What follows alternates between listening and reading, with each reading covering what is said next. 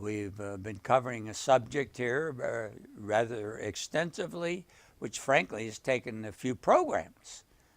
We're still working on the program part that has to do that God has done everything that he has done and created everything because it gives him pleasure. And from that pleasure we found out that he predestinated everything in the beginning before. And by predestination, what he did, it meant that he thought out the plan. He wrote out the whole picture of what he was trying to do. And in that process, he found out that there were several things that had to transpire. It had to show what his goodness was. Because God did everything he created, he saw was very good. He was pleased with his work. There wasn't one spot or blemish on it. It was beyond perfect. It was the best that anything could be. And we have found out, we finally come to the place in Matthew 19 where Jesus was confronted by the Pharisees. And he was asked a very good question because it starts to delve with the subject of goodness. And when we look at it, it looks like in this chapter, is it really talking about goodness? What is goodness? Well, verse 1, it came to pass in Matthew 19 that when Jesus had finished these sayings, he had talked to 4,000 or 5,000 groups of people, as we found out in the previous programs. They didn't listen to him. They just wanted to be fed. And then he departed from Galilee and came into the coasts of Judea beyond Jordan. Now, there were different provinces ruled by a different hierarchy of what they call primates from Rome. Because at this particular time, during Jesus' time on earth, Rome was supreme. And so they had different provinces, and each province had his own person to run it. So when you crossed over from Galilee, you put yourself in a totally different limelight, or how politics would be carried out. One could be easygoing, like in Galilee. It was a lot simpler there. But as soon as you get into Judea, because they had the temple there, they were very strict. So the Pharisees came up to Jesus, one of the many of the 28 different denominations of Judaism. The Pharisees also came unto him, tempting him, so they want to test him. They wanted to find out, does this guy know what he's talking about? Or is he just a bunch of hot air? So tempting him and saying unto him, is it lawful for a man to put away his wife for every cause? Well, this was right out of the Deuteronomy, which is the rewriting of the law. Let's turn there to Deuteronomy 25 and see what it tells us. There are people today that the theologians call Deuteronomists. Now, people do not realize that the first time God gave the Ten Commandments, there was no law. There was no law given, just the Ten Commandments. And it tells us there in Deuteronomy 5 that when God gave the Ten Commandments, he added nothing more. It was just the Ten Commandments. Of course, they went out and they sinned, they built the golden calf. So when Moses came down from the mountain and he saw what they did, he had these 2 slabs of stone which were written on each side that had the Ten Commandments. And they weren't like we read them. They're just 10 words. 10 words. Now, what in the world can 10 words tell you? Well, those 10 words had so much meaning. We write it out in its complete meaning, and we have the Ten Commandments. Well, when he saw the sin, he got irate. He broke them in half, went back up to the mountain for another 40 days, and guess what? Now they not only had the Ten Commandments, they also had the statutes and the judgments with blessings and cursings. It became a law. And you know what the book of Deuteronomy in Hebrew means? A rewriting of the law. This was different. It wasn't like the first time on just the 2 slabs of stone as commandments, but this specifically dealt with and covered a court order. And when you go to court, if you're guilty, you get a penalty. It's called curses. But if you're not guilty, you're blessed. Things are okay. You can go out and have a good life. So the book of Deuteronomy, actually, theologians call them Deuteronomists because they understood that the Torah, which is the Hebrew name for the Pentateuch, or the first 5 books, and Pentateuch just means 5 books. They're just the first 5 books. They are older in knowledge of the truth than what Moses gave them. So this is the whole history from that God predestined that we found out all the way through the creation. It is, I don't know how many years. It's a yom in Hebrew.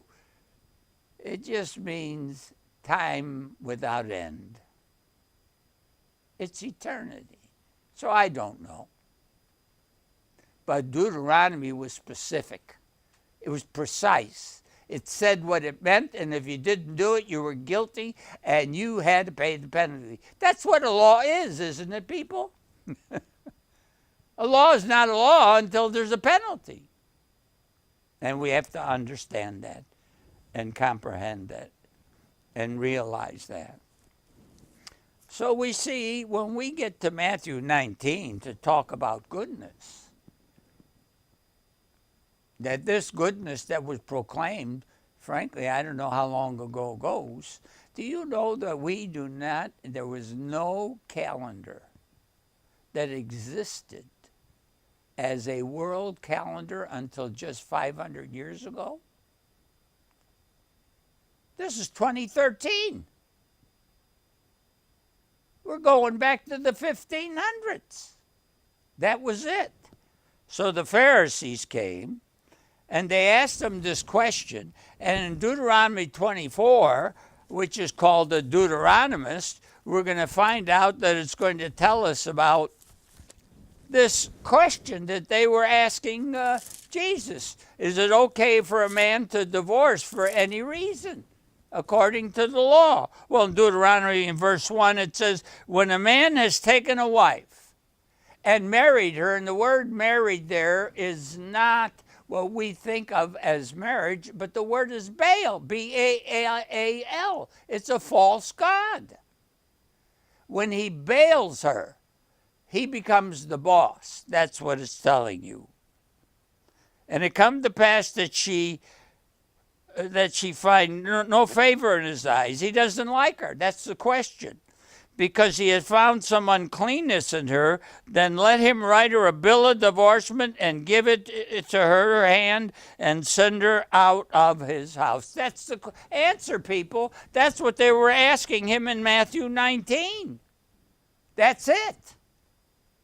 So the question is divorce. What is divorce? Well, it was okay according to the law to divorce.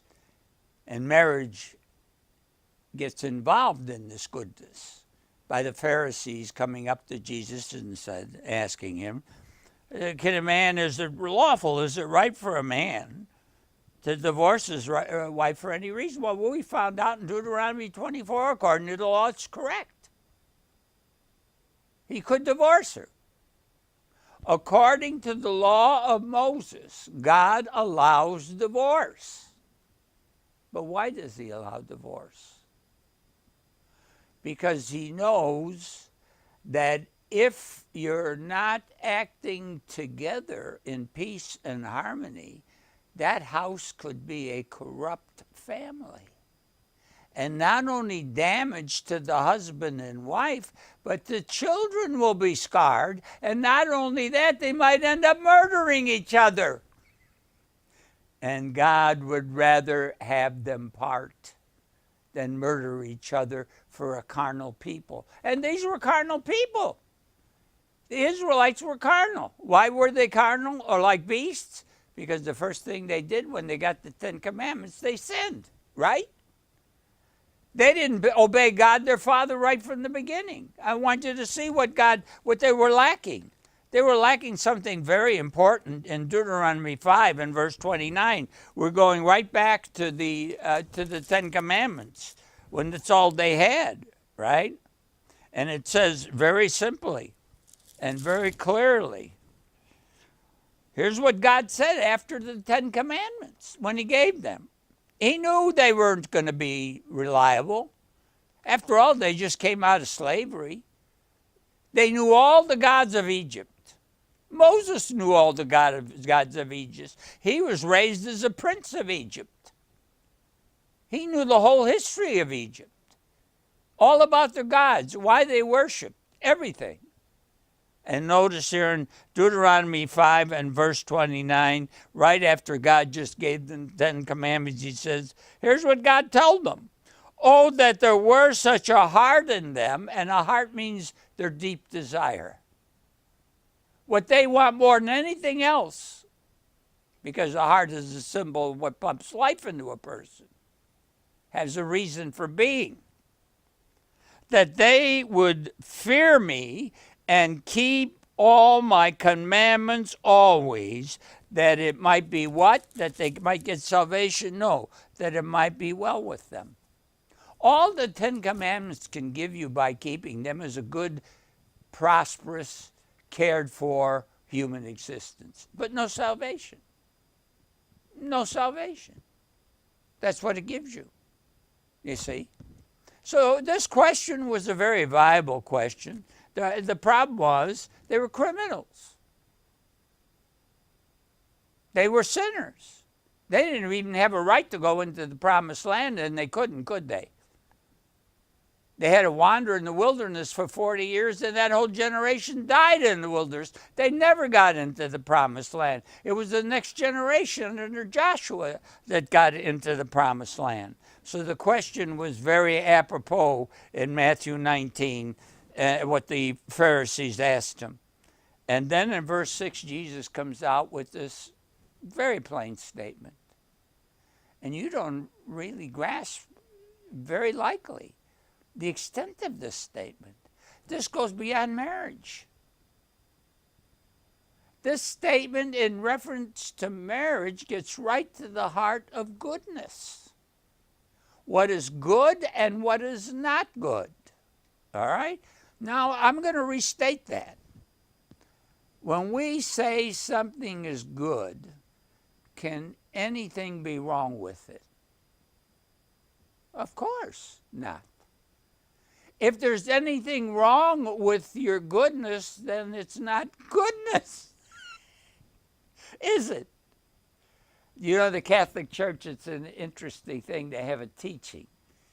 In their philosophy class, I remember when I had my Bachelor of Science degree from that university, and they asked the question, what is evil? What is sin? And you know what they said it was? Their answer was it was the absence of good. So either something's good or it's not good. Anything less than good is not good, correct? And since God saw that everything he made in Genesis 1:31 in the 7 days was very good, it was so good it was holy or without blemish. So this couldn't even have an iota, not even a smidgen of not being good. So now we're starting to grasp this.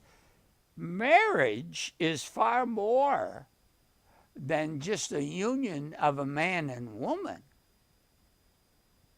or a male and female animal, it actually means that to be a marriage has to be without a flaw. Wouldn't that be nice? Wouldn't that be beautiful?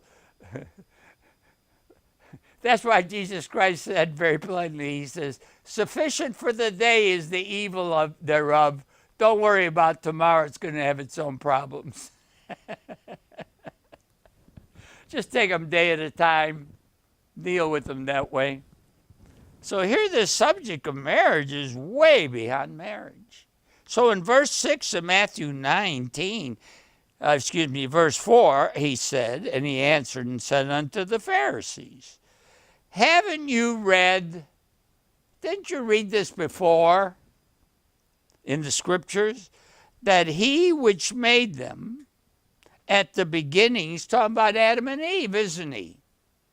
Made them male and female. Now you know why marriage can only be between a male and female? Because it says so. It says so. Jesus said it, and the Old Testament said it. I mean, the other is a union. I'm not against homosexuality or any of those people. They just don't know better. They were born that way. But weren't we all born that way? Not necessarily sexually, but we were all born with weaknesses and we sin, don't we? Because in Romans, the Apostle Paul says, for we've all sinned and come short of the glory of God. And the word glory means goodness. That's what it means.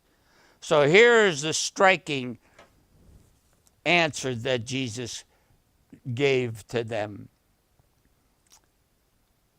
And this was beginning between male and female when he said this. For this cause shall a man leave father and mother, and shall cleave to his wife, and the two of them shall be one flesh. That's the answer. What makes something good, the man and the woman have to develop such a relationship because it's their deep desire by faith to make it work. And that's what counts. So we've come to the place that we find out it's all about marriage is goodness. Well, we found out very graciously that goodness is attached to marriage, that they're synonymous. One applies to the other. And not only that, we're going to find goodness is all about marriage. Because we're only going to find out there's only one who is good. So he's the only one who can make goodness or marriage. I've said this over and over the years in all the different experiences I've had with people. And I've said, if you're going to study the Bible, it's all about marriage. The universe is about marriage. The creation is about marriage. Everything in it is about marriage. All the creatures on earth is about marriage. Everything that's made on earth is about marriage. Now I'm really getting you thinking and saying, what the heck is he referring to? Well, let's see what it tells us. Because we're going to continue on now with verse 6, where he said they have to be, the husband and wife have to become one. They have to be equals. They have to be just like each other. It's an amazing thing when they discovered atoms. And the electrons get drawn to the neutrons. And they're different, aren't they? Right? So we tend to draw together by being opposites. Well, a male and a female are not the same thing, are they? And the answer comes right in the next verse. It's been there for 2,000 years. Don't we get it? 2,000 years. Verse 6. Wherefore they are no more two. They're not two separate beings, but one flesh, one type. whether it be electrons or neutrons. You put two hydrogen atoms together with one oxygen atom. Hydrogen and oxygen are not the same thing. But you put two atoms of hydrogen together with water, and lo and behold, a birth. You got water. A total different entity. The Big Bang, every time in a black hole it explodes, you get a whole bunch of new stars are born. That which was different and drawn together were opposites. And they exploded. And they finally now became a multitude birth of many things. That's why Abraham was told and promised, because he lived by every word that God told him. He in faith believed. He had the right heart, and he says, you're going to have as many children as sand by the seashore. He says, you're going to be able to count all the stars that ever can be, and the universe is still growing, people. You're going to have that many children. Are you getting it? When God says something, it means that. It's not a symbol. It's a comparison. In that way, it's symbolic. But he literally means as many stars as God could make, and planets.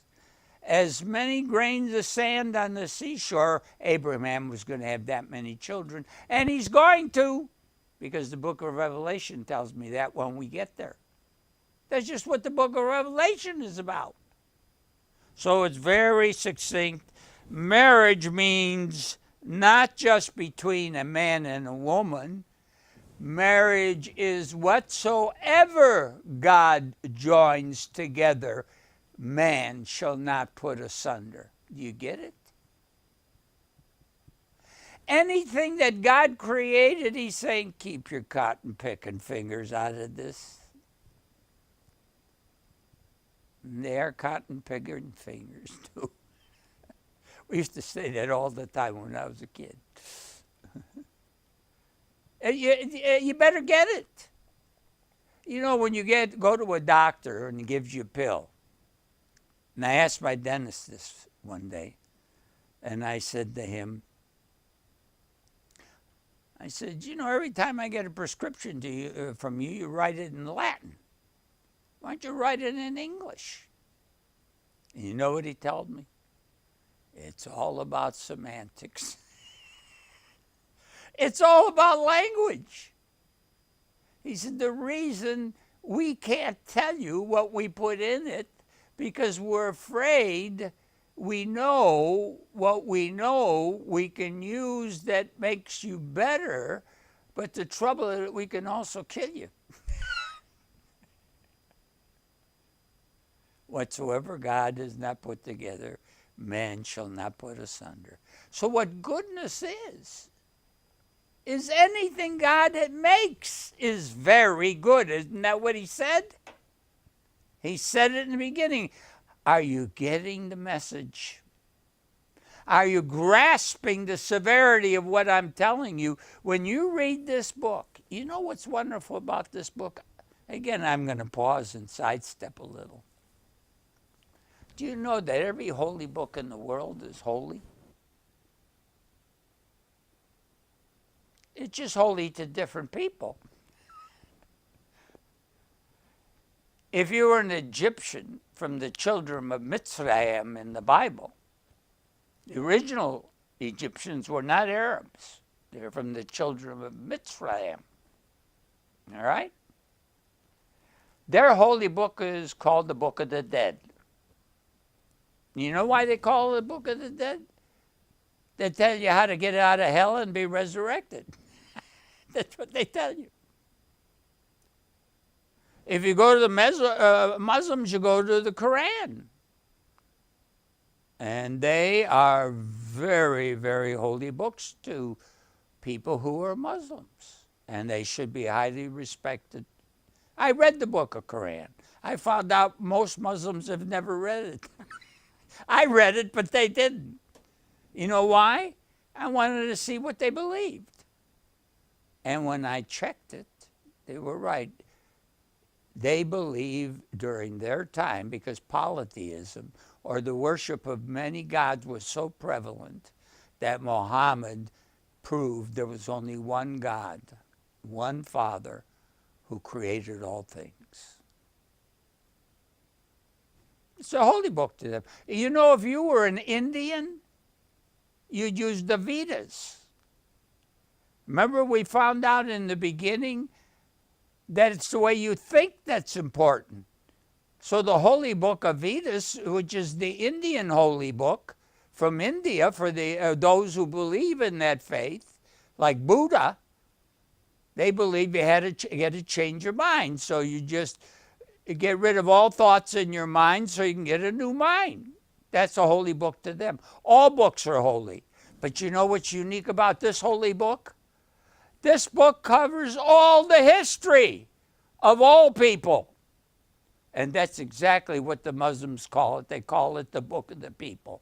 It's the story of mankind. So we have come to the place that we do grasp the reality that goodness is equal to marriage. So God be with you.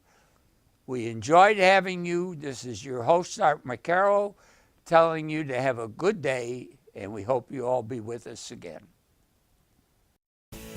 To receive a free book, please go to our website, www.godspuzzlesolved.com. You can also email us at art@mokarow.com or write to us at Books, P.O. Box 1197, Montgomery, Texas 77356. Please remember, we do not accept donations.